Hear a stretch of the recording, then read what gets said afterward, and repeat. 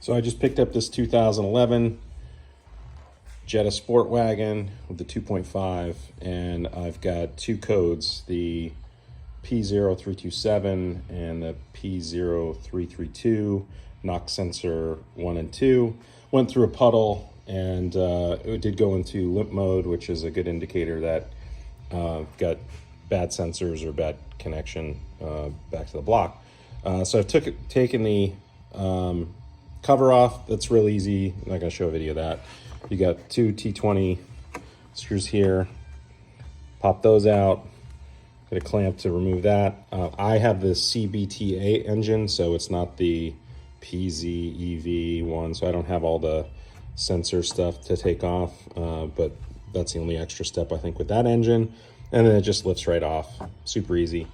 And then you'll see here are the connectors for the two knock sensors. So pick these up at, I got them at FCP Euro. Big fan of FCP because if they go bad, I just return them and get new ones. Lifetime warranty on all the parts. All right, I'll get to the next step here in a sec. All right, so now I'm going to take the clips off the sensor on the top, the here and here, and then it runs down to the back of the block. That's where the knock sensors are that we're going to go under the car for. But first things first, push in, pull back on this, just pop right out, push in a little bit, pop it back, done. All right, and then take these bad boys off, and then we'll go under the car. All right, so I noticed I think I'm missing a part of the skid plate here. So I might have to get a new one. That's cool. But also, in other ones I've seen, there's a heat shielding here on the boot. I don't have that. So I'm just gonna have to remove this little shielding here, and you should be able to see up in there where that black wire is. That's where the knock sensors are basically just under that shielding. So gonna pop that off and go from there.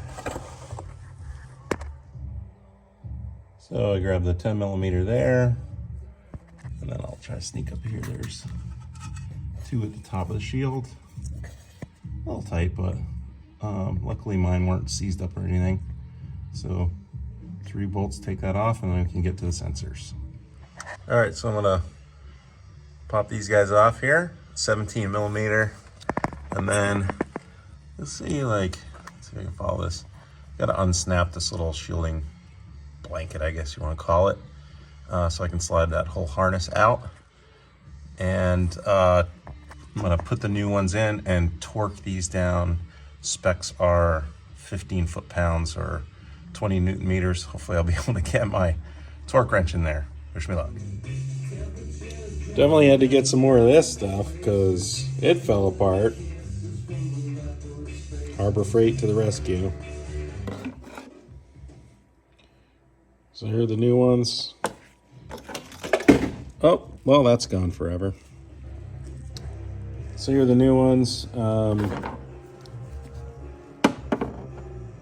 The longer one already has some shielding on it, but I'm going to strip this off because it's not going to fit in the 3/8 plastic wrap.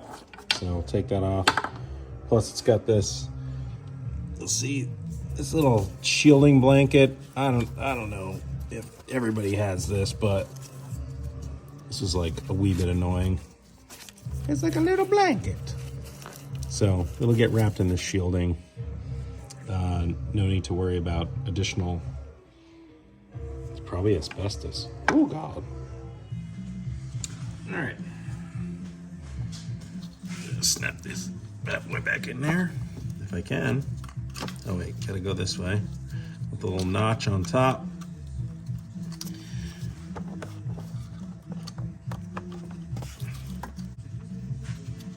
Come on now. That in? Probably. Put this guy back in there.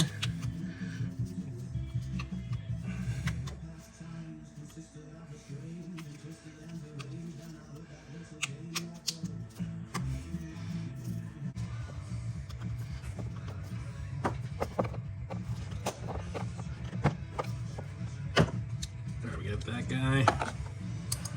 Oh, can't take me anywhere. All right. I think this bad boy's in there.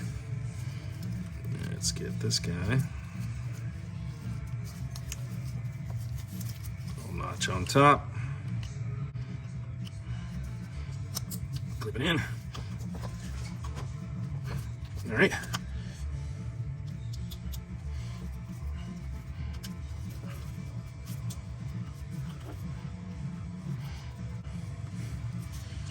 And we'll put this little bad boy.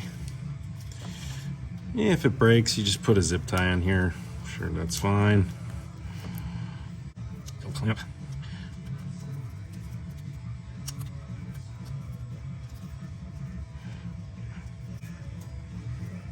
Yep. Oh yeah, so fancy. And now we'll put its little blanket back on. Its little heat shield with snaps. German engineering. It's got buttons, dude. Why? Why buttons? Why? Why buttons?